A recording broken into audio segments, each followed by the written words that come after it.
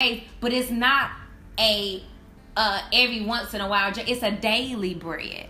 And that's what they're not getting. That it's not a Sunday and a Wednesday night thing and then whatever. It's a daily bread. Like it's a daily warfare. So when you come against those tests, you're already built up in it. And people don't know that. Like the newcomers, they just think like, okay, I'm saved now, I'm going to heaven. No, like you have to build a real relationship. You cannot think that it's just enough to live any kind of way, and as long as I confess with my mouth I'm saved, then you're saved. No, people are dying and going to hell. God would not have said that these people have healed the sick, prophesied it in my name, gave to charities, did all of this stuff, and he'll say, I don't know you. Why is he saying that if all you have to do is confess with your mouth and that's it? Like he's not there, and there's no condemnation in him. But why is he saying that these people who are doing all of these things, who obviously are not the people of the world, the people who he's talking about is the people of the church. These are people who are doing things in his name. So if these people are not making it in, what do you think for you? And you're not going according to that. Does that make everybody else? The people who are not seeking him at all, or the people who are not even doing those things. He's saying that they're falling short. They're falling short. And he's not even talking about the people of the world. He's talking about the people of the church. So we're trying to do this is like, I'm saved and what now? What is it? How do I get to where I need to be in God? And we can give them the tools that they need to have a successful relationship with God. Teach them about fasting and prayer life. Tell them how it all began. Let them know what Bible meant. Let them know all of these things that they need to, like a boot camp. Like we do everything with the workouts, and that's fine to work out. But it's all according to a plan, a foundation based off of God. Like all of those things are part, but it has to be centered around the relationship and building that for people. And then the people, those newcomers, they need that because they need that to come out. The lukewarm people already saved, but they're not living right. There's no change in their life. And they was like, well, I've been blessed with this. The devil give blessings. There are people, you watch it every day, Beyonce, Rihanna, they got everything. That doesn't mean nothing. Getting things or succeeding does not mean anything. But when you gain all of that and you actually have nothing, and you look at these people's lives, they are lonely, they are miserable, they can't even, their purpose, they don't even feel fulfilled. Because what they're missing, what they're looking for is only in Jesus Christ. So you got to be centered and grounded in something that's bigger than you.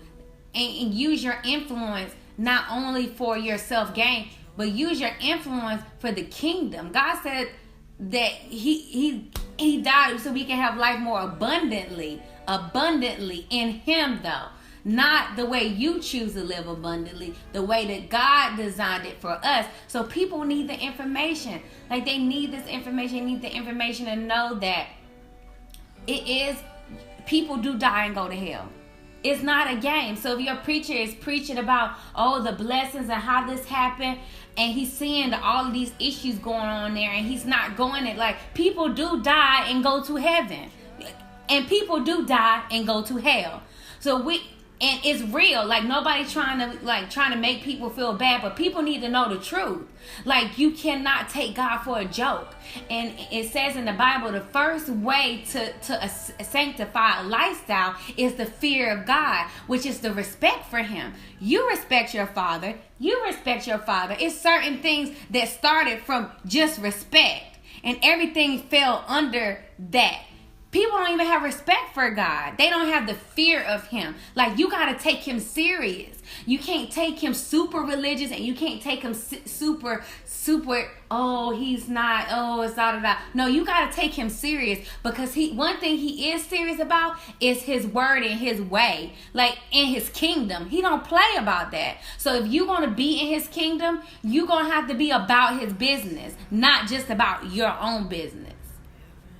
So we want to try to build up these people so they'll have the right information, so they'll have the right relationship, and they'll understand what is expected in them. There are expectations.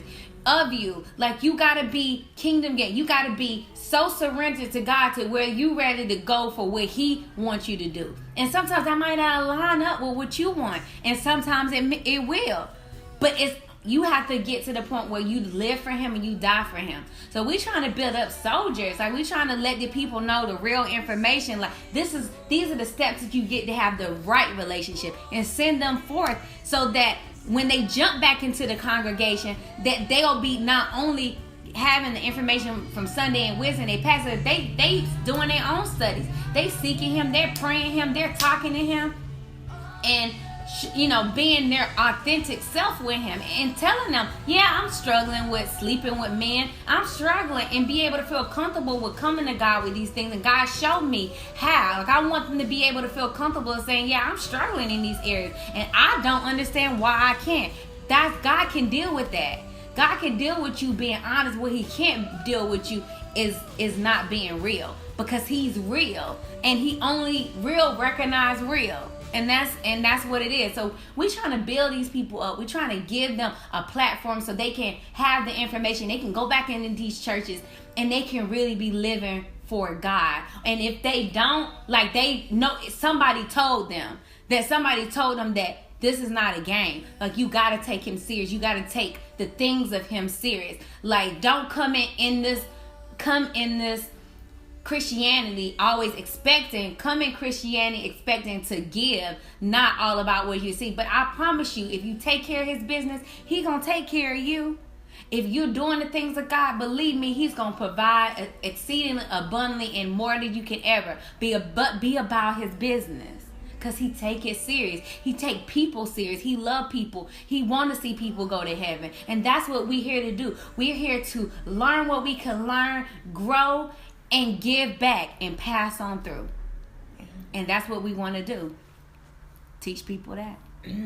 Girl, wait a minute. Let me check that. That's good.